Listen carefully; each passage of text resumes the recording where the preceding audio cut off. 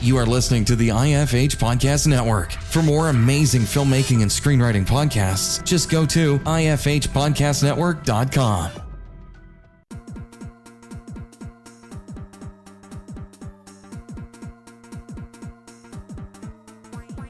Hey there, welcome to episode 362 of the AFC Indie Filmmaking Podcast. This week we have Martika Ramirez Escobar, writer and director of the feature film Leonor Will Never Die, which is premiering soon at the Sundance Film Festival. Martika talks about her influences, Sundance's unfortunate yet understandable switch to an all-digital format for the 2022 festival, what the film industry is like in the Philippines, and much more. Hope you enjoyed the episode, and I'll see you in the intermission.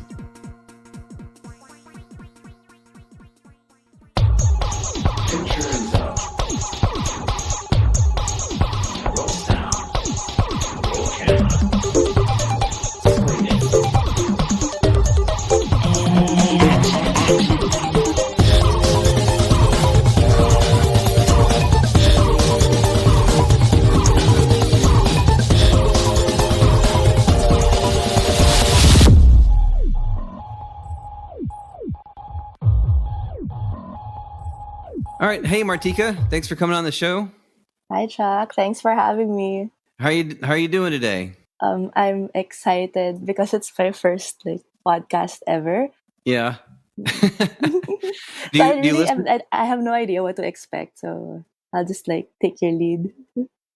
Well, I'm very sorry that this show has to be your first, but it should be a lot of fun. Do you listen to podcasts, or this is just the first one that you've been on? Oh, okay. I'm not really a podcast person, but I will definitely check your podcast out after this. Okay. There's one or two episodes that are okay. I try to talk as little as possible because everybody wants to hear great guests like you, and nobody wants to hear from me. So I definitely try and talk as little as possible. And so, yeah, I'll just tell you, we saw the news about Sundance. Like we were talking about before we started recording, COVID's everywhere. Yes. And that's what Sundance said, that, hey, COVID's everywhere. Maybe we shouldn't do this right now. Yeah.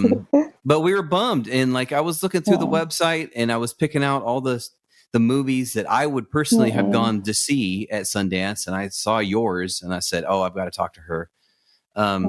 But were you going to be able to go to Sundance? And, how are you super sad that it got shut down, or is it still cool because it's still showing digitally?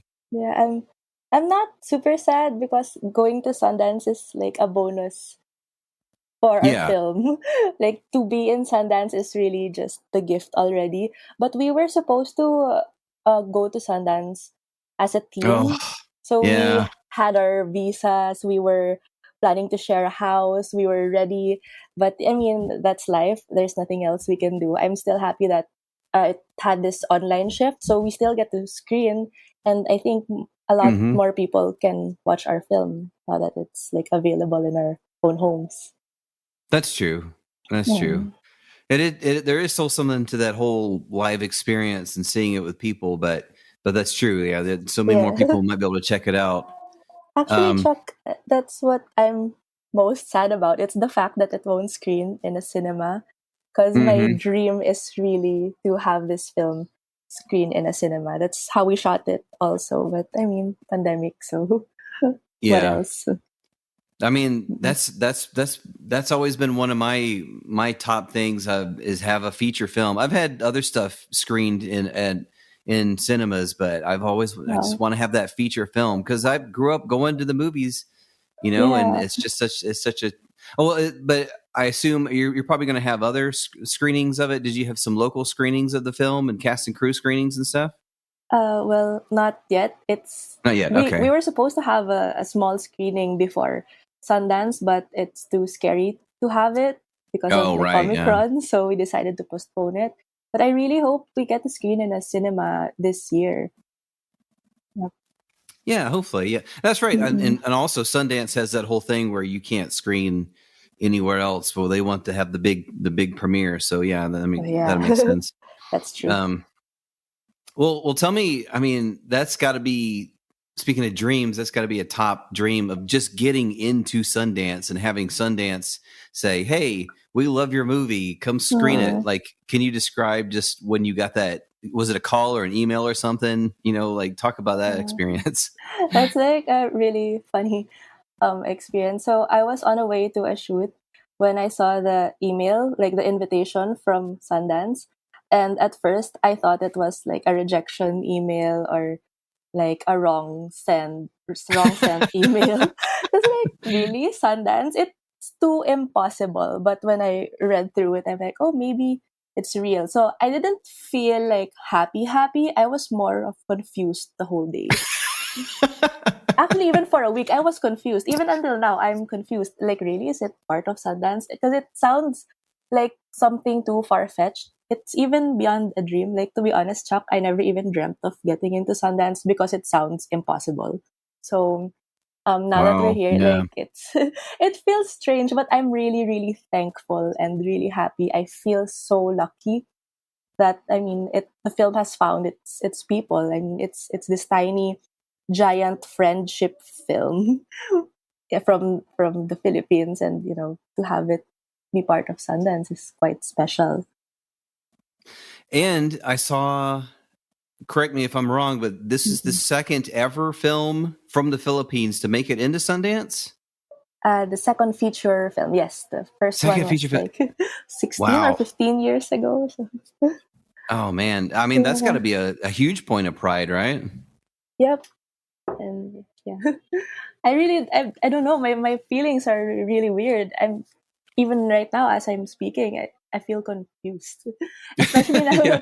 that the in-person festival is not happening. I was waiting for the in-person festival to happen just so I would like finally realize that what's happening is real. I see. Yeah, yeah.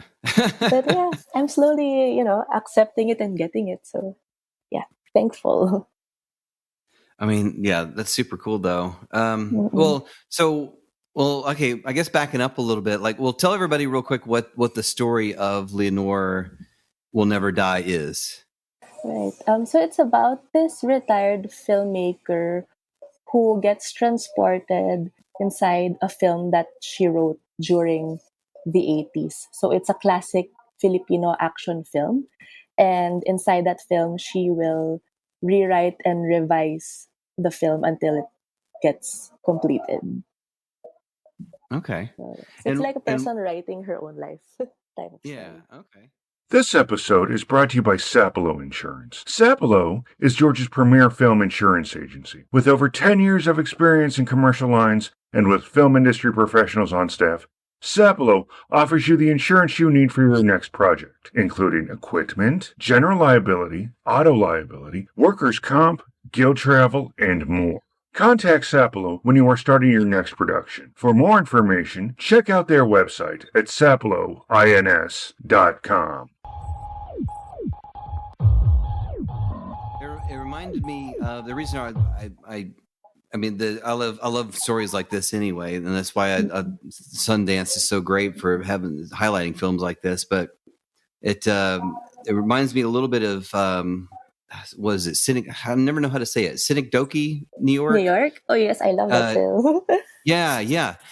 Just that it speaks about creativity and and the desire to get your voice out and be seen, that kind of thing, and the act of creativity. So where did you come up with the idea, and like what was the initial? Was there initial like idea where it hits you like, oh, this is my next feature? The, You know the what I mean? initial idea. Well, I just want to comment. Yeah, it's my first feature, so it's always the film I've been wanting to make. But just to like add to what you mentioned, I'm happy that you felt the like Charlie Kaufman Yeah. existential vibe from it, because he's really one of the director writers I look up to. So Oh, nice. Okay, cool. yeah. So for the project, it really started when I was at this film workshop in the Philippines. My friend and I had film lecturers come to class looking like action stars from a film. I mean, it's their normal like outfit.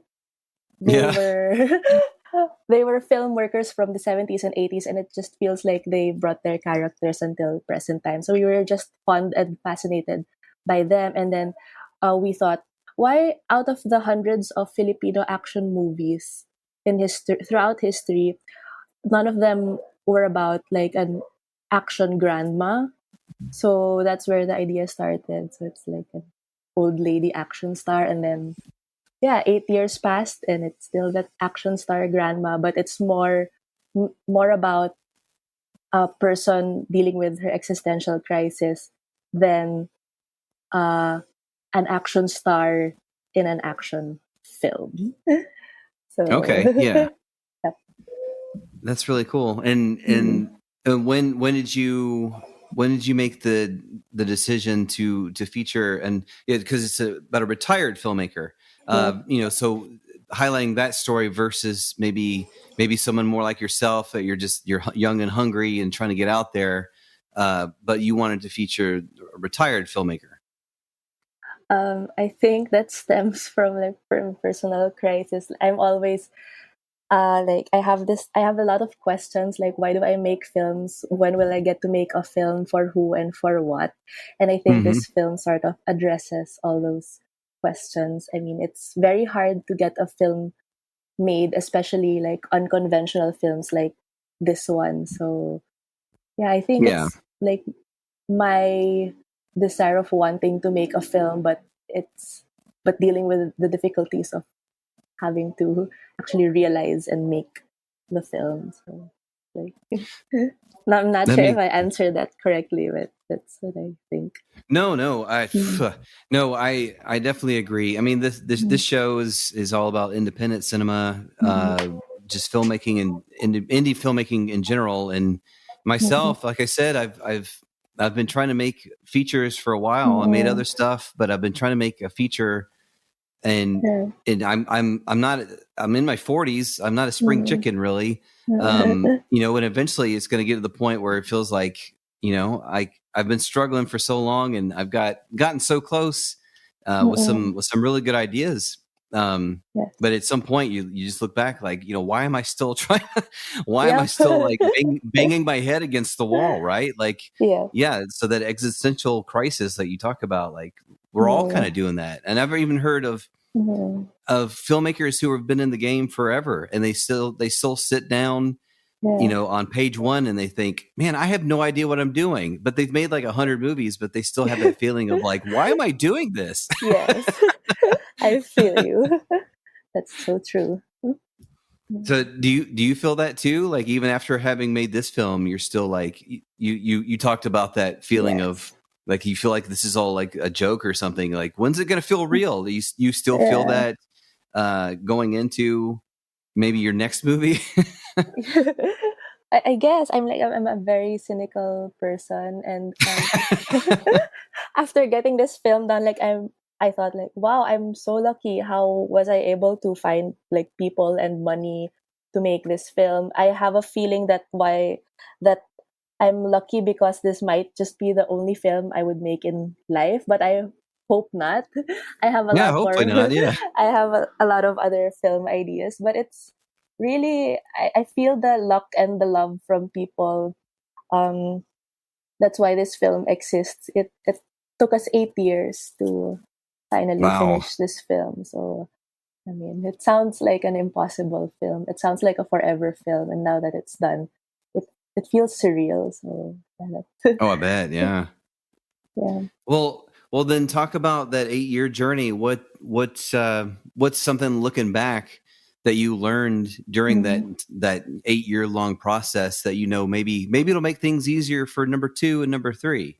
Maybe something Yeah. about raising money or hiring actors or something like that.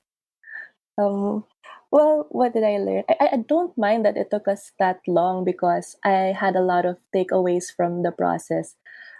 In the 8 years, I was able to learn a lot about, I mean, life and people. I enjoy the long process of making a film. I'm very into like knowing more about the people I work with and then researching. So it was a happy long journey, and I think our team enjoyed the process as well. We had a happy set. It felt like a playground more than a film set. So Yeah. yeah, but what did I learn? I guess yeah, it's to be patient. I think that the material needed that long for it to be what it is. So for the next project, I think it depends on the material, its demands, and my intentions and ambitions for it. But one of the um things that I was surprised was that the film now is very different from how I imagined it 8 years ago. Because 8 years ago we were all different people. I was 21. I just liked fun and funny scenes. But throughout the years, I realized that it shouldn't be just fun. I wanted it to have more depth and meaning, and I wanted it to speak more about people and how perhaps I see the world. So yeah, I spent a long time developing the script, and it's very different from how it was 8 years ago. But yeah, it's a changing script. It's perpetually changing, even in editing. When we were at the last stages of post production, um, I told my editor to just screen record his editing timeline, and then we decided to add that in the film. So it's kind Oh, of really? interesting Okay. and weird. It's like how real life is. Like, we keep on revising our lives, and that's how this film also is like. We kept on revising it Oh, until yeah. That makes a lot of sense. That's really good. So yeah, that's really cool that you were able to use all those experiences though. Just and it basically just ties into the themes of the film too. I feel like other filmmakers would get very frustrated for such a long process and everything, but you were able to utilize that. Hey, and welcome to the intermission. This is Chuck, just breaking in real quick. Normally I'd have announcements, but most things are shut down because of Omicron. Film Bar Monday shut down at least through January, maybe beyond, we don't know. But Sundance is still going on, digitally at least, and that's where you can watch Leonor Will Never Die. The premiere, it says, is January 21st at 11:30 p.m. I assume that's just the first time you can watch the movie, and then you have several days to be able to catch it before it goes away. In any case, some of these screenings of other movies are selling out, which I also don't quite understand because it's digital. Whatever. Go ahead and head over there and buy a ticket for Leonor Will Never Die so you don't miss it. It says the second screening is January 23rd at 10 a.m. I also don't understand what that means because if it's just online to watch. Anyway, and this isn't like the old listings. This is a new listing they have for digital screening. Anyway, go get a ticket. It doesn't matter. Go get a ticket. You don't want to miss it, obviously, especially after listening to this great interview with Martika, who was amazing and very fun to talk to. And of course, while you're there, you could check out the rest of the films because all these people all of a sudden aren't able to go. And that's kind of why we started reaching out to Sundance people, because we were very upset at the news on their behalf, because that experience of going to Sundance is all of a sudden taken away. So this is a way to make up for that. Go check out their film. After you like it, obviously, tweet at them and stuff and say, hey, saw the film. You should always do that. You should always do that for indie films. People talk about, oh, saw Spider-Man, it's so great. You should talk about the indie films that you see and give praise to the filmmakers, because they're not getting as many tweets as Spider-Man. And I can guarantee it will mean 10 million times more to someone like Martika than it is to most people on Spider-Man, right? So make sure to head over to patreon.com/AFC Indie Film. Martika's got her exclusive content over there, Patreon exclusive content. You can get it for as low as $1 a month over there. There's other options, including a shout out on the show. Thanks to Ken Merritt for getting that one. But if you haven't headed over to patreon.com/AFC Indie Film, you're literally missing hours of content. Tons of stuff, great advice from all the filmmakers that you hear on the show. Real quick, before I get you back to the show, I need to tell you about our sponsors, Element Certified Public Accountants and Consultants.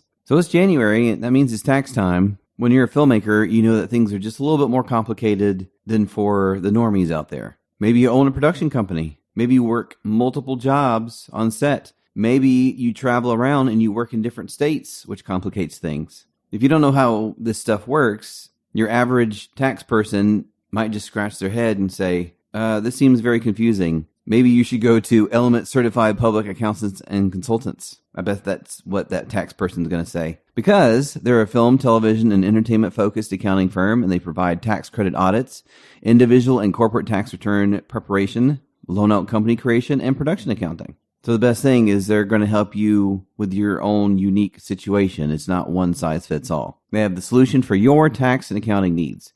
So save the drama for the set. Let Element take the burden of tax and accounting off your back. Hit them up at elementcpas.com. That is elementcpas.com. Element, fluent in your language. All right, I'm going to get you back to the show. Hope you're enjoying the interview with Martika. Make sure you're still working on your stuff. Omicron has kind of shut down a lot of stuff right now, but we're all going to get back out there and keep making stuff. And the only way it's going to happen for you is you just keep working no matter what. It's the only thing you can really do, I promise. Keep writing, directing, acting, whatever it is that you're working on. Just practicing in your home if you have to. Out in your yard. I believe in you. All right, back to the show. What's the film industry like in the Philippines? Or is it robust, or did you have trouble finding people, or what's it like there? I think the film industry in the Philippines is quite similar to everywhere else. There's like the commercial films made by the big studios that are geared towards getting a lot of ticket sales, and there are films like ours that are quite weird and are more open to unconventional forms and ways of storytelling. So this film is semi-funded by a studio, but it's also a lot of private investors and grants, just because even on paper and on our pitches, people already knew that it's not the type of film that would earn a lot. So it really is a big passion project. But yeah, there are a lot of films in the Philippines. A lot of people are shooting, especially now during the pandemic, a lot of films on local VOD platforms. I think it's, everyone's pastime to watch things on TV or in their homes. So people are still shooting despite the pandemic. We have safety protocols now. But it hasn't really stopped. Mm-hmm. That's good. I talked to a filmmaker in Romania, and he was talking about all the struggles he had, because there just wasn't a film culture there. So it's got me thinking, I as someone who lives in the United States, it's just everywhere. So I was curious, just like, I've never really thought about it like that, because we talk about on the show, like finding the people you want to work with and collaborate with, and like what if you just don't have anybody around you? So that's really nice that you were able to find that there easily. There are so many filmmakers in the Philippines, so that's cool. Kind of okay. Like in Romania, are there like, how many films do they have in a year? Would you have an idea? Yeah, from what he was saying, Adrian Toffe is the filmmaker, and he was saying that he tried to. It's mainly a theater country, so there's a lot of theater there, but people don't really seem to care about movies too much. But so he had trouble. He had trouble in that aspect, but he still made a movie, which I thought was very cool. And as you said, it's very difficult to do, no matter what. It doesn't matter what the circumstances are. It's always very difficult. So it's an achievement itself to get the film made. Yeah. Oh, yeah, yeah. Well, speaking of which, what was some of the biggest struggles in production? What is something that popped up that you, especially as your first feature, something that you weren't expecting to maybe go wrong, that you had to overcome and figure out? Our struggle is, I think, the same struggle for everyone, and it's always the budget. Yep. Oh, yeah. It always depends on the budget. And of course, we want to be good people. We want to pay everyone what's due to them. And, we want everything to be compensated. We want things to be complete and to look nice. But we had a lot of compromise because of the budget. So that's one of our struggles. But it's also one of the reasons why I think our film looks like how it is. It looks very joyful because it feels like it's a long student film, to be honest, when you watch it. Oh, really? Yeah. And I like that it feels that way. It just has this very youthful and joyous vibe. Struggles. I think another struggle is finding the ending. So when we were Oh, okay. editing, we had a lot of versions. I had an additional sequence shot for the ending, but when we saw the cut, it didn't feel right. So um, it took us a lot of conversations and consultations with different people and even labs by foreigners to before we came up with the ending. So what's interesting is that when you see the film, you will also see us talking about the ending. So Oh, it's really interesting. it's not a Okay. spoiler, I think. Yeah, it's not a spoiler, but yeah, you'll see how the film solves its own problems. Oh God, I can't wait to see this movie. It It's sounds a so great. strange film. Yeah, I love strange movies. I love Oh, them. thanks, That's so Chuck. cool. Yeah, that's why I'm so bummed. Like, but now I get to see it digitally. Mhm. So whatever. Yeah. Um.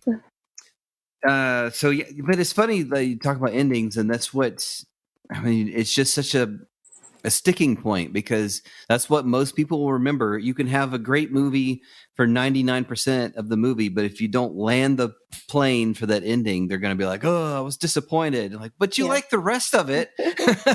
Why do That's you true. just remember the ending that you didn't like? But that's just Yeah. natural reaction to films, I guess, or Yes. I don't know. I think it's Yeah, because yeah. like the films made you watch like an hour and a half, so they're expecting an ending with an impact. So it's probably Mm-hmm. it. Mhm. Yeah. Yeah, I don't know, and it's not even. It feels like it's not even the same thing with TV shows. Well, I don't know. It kind of depends because you have an episode of a show, and maybe you didn't like the ending of that episode, but you know there's going to be another one. Yeah. But if you reach the end of the show as a whole and you don't like the Mhm. ending, then it all Mhm. of a sudden ruins the entire show. Like Game of Thrones, everybody hated the ending, so now Mhm. everybody's like, "Oh, I didn't like that show anymore." Like Oh they my don't watch the entire show, god. but you like so like Yeah. 60 hours of TV show, but you don't Mhm. like episode 61, so you don't watch the rest of it. It's just Yeah. funny, and I do the same thing. I'm not absolving myself. I do the Mhm. same thing. Yeah, and it's funny. Do you Mhm. do that? Do you watch? Do you feel like that Uh, same with the ending, or are you just like are you able to appreciate what else was there? You know what I mean? I've never felt that before, and I'm also not much of a series person. So, and the Okay, okay, films I've watched, I haven't, I don't remember any disappointing like endings. I always try yeah, to like accept and like be happy with whatever ending the okay. film has. I don't know. Maybe I don't know. I can't remember Well, that's any bad no, ending. well, that's very nice though. Mm, You said you're a cynical person, but that is not a yeah. cynical take. I'm cynical to myself, but not to others. Okay, okay, fair enough. Okay. Mhm, Well, now that you got this film into Sundance, mhm. I mean, did you? Okay, actually, let me ask that. When you were sending this out to festivals, did you have a plan? Or you were like, all right, Sundance is number one, or maybe there's Cannes Film Festival. Like, did you have a Yeah, just a plan for distribution, or you just sent it out to as many yeah, people as places as possible and just yeah. said, hope for the best? Well, I had like a rough plan, and my producers they had a list, but we sort of forgot the list after getting rejected by three of Oh, the festivals we submitted to. So oh after a no, few months, I sort of just logged in on like Film Freeway, I believe, and then I checked yeah, the okay, approaching deadlines, and then I saw, oh, it's Sundance early bird deadline today. So I'm like, oh, oh, I don't have money. It's the early bird deadline today. I might as well just submit. So I submitted via Film Freeway on the last day of the early bird deadline, and I forgot about it after submitting. yeah. And then the next thing I remember is just like receiving the invitation months later or a month later. So really, Wow. really random. Film Impact Georgia is a nonprofit organization dedicated to providing a voice to independent film production in the Peach State. Their focus includes short film grants development labs, community boosting events, and support services from vendors and mentors. Georgia has diverse and engaging storytellers, and FIG is determined to help break down the barriers to creation in our state. Find more information about the organization and how to get involved at filmimpactgeorgia.org. But I mean, that's such a great. I mean, because it's submitting to festivals is very expensive, so that makes the most sense. Like, hey, this one's cheap right now. Let me do this one, and then Yes. it just happens to be one of the biggest in the world. Yeah. I know.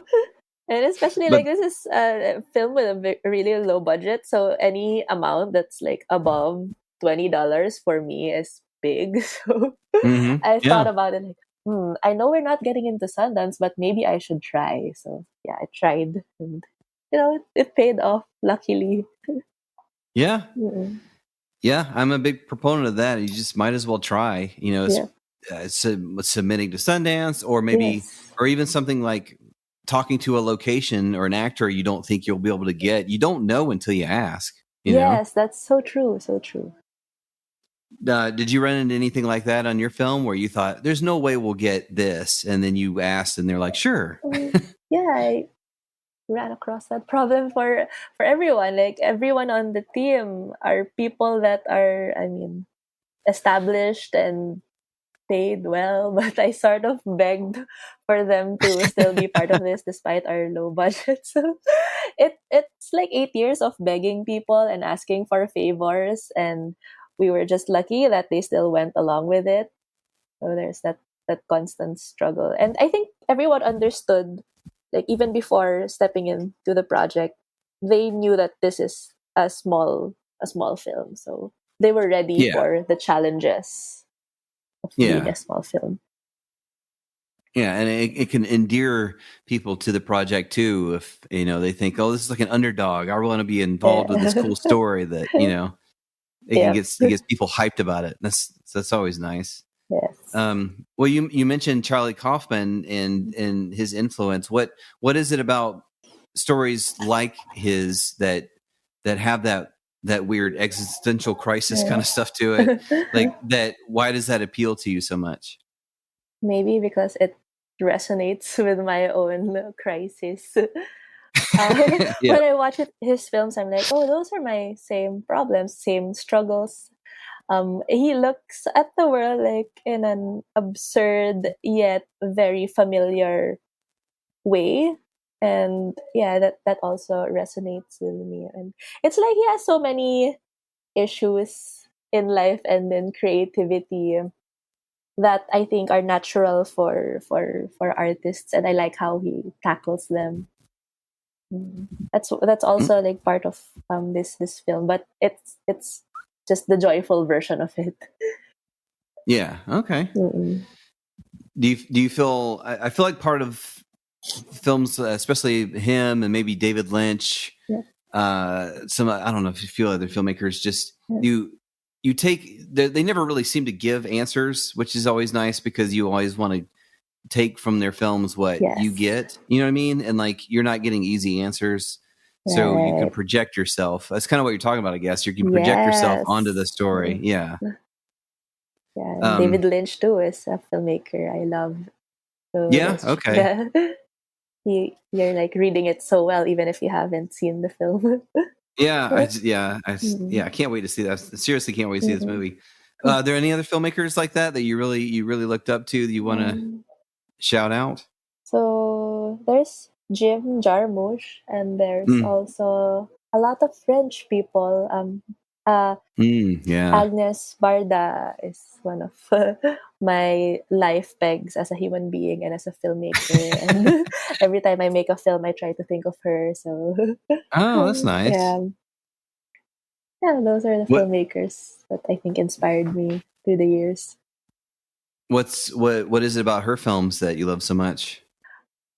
It's like she can see um, big things about life through little things in her films, like how she Mm, looks at a simple photograph, or how she looks at people picking up a trash in a junkyard, and then she can like relate it to life. And then her films are mostly about regular people, but they have so much to tell about, how we are as humans. So I just like her tender nice. perspective on life.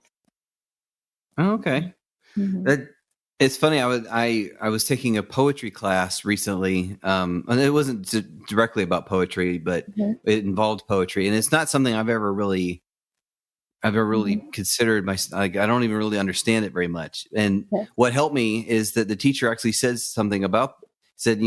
poetry is like looking at a moment in time and just expanding it and really thinking about what it relates to life. And that almost sounds like you're describing her films as like poetry. It's just like, here's these little moments, and we're just going to really look at them really deeply and see what they say about life. That's really nice. Nice. What a good idea to take poetry class now that it's like I was surprised. Yeah. So you're tasked to make poems like during the workshop. Yeah. Oh yeah. That's scary. Like to write with a deadline is kind of scary. It was interesting. I don't know if I wrote anything good, but it was just the fact that it was just one of our homeworks was to write some poetry and then read them out loud in class in front of everybody. Wow. So, yeah. Good idea. I want to try that. Thanks for the suggestion, Chuck. Yeah, no problem. Well, tell everybody where to find information about the movie and hopefully where we can see it here at the Digital Sundance Film Festival and any websites you have, anything like that. Right. So for those who want to catch our film, so it's available. I think tickets are on sale now. It's on the Sundance website. We have 7 screenings until January 30. It's available in the US, but I think other programs of Sundance are available worldwide. So if you want to watch, just explore the website, the programs there, everything's there. And if you want to know more about our film, we have a Facebook page. It's Leonor Will Never Die. And then you'll just find random information there and like stories about how we made the film in the 8 years. In the past 8 years. Nice. So yeah, thank you. Thanks, Chuck. No, yeah, I really appreciate you coming on today. And everybody, make sure to go check out this movie. Like you heard her say, if you like Charlie Kaufman, David Lynch, like you're gonna like this film. Don't say that. No, I'm personally gonna. This is my personal guarantee that they're gonna like this movie. But no, I will like it. I'm very excited to see this. Chuck. So I'll just speak for myself. How about that? Thank you. But yeah, I really appreciate you coming on and talking to me. It was great. It was a pleasure to talk to you. Same. I enjoyed this my first podcast experience. So thank you so much, right, Chuck, and thanks for everyone who's listening right now. The AFC Indie Filmmaking Podcast is produced by Zombie Cat Productions and Tranquil Aggression Productions. Your host is Chuck Thomas from AtlantaScreenwriter.com. Editing is by Joshua Golke. Find him at AtlantaFilmmaking.com. Music and event recording is by Michael Breezy Keys Jones. He is found at LDXSoundlabs.com. Zombie Cat Productions is owned by Molly Coffee. You can find it at ZombieCatProd.com and her at MollyCoffeeDesign.com. I am your announcer, Rob Scheimer. I can be found on SoundCloud. My profile name is ROBSHIMER. Thanks to our media partners at CinemaATLMagazine.com, and thank you for listening. Grab all our episodes at AFCIndieFilm.com.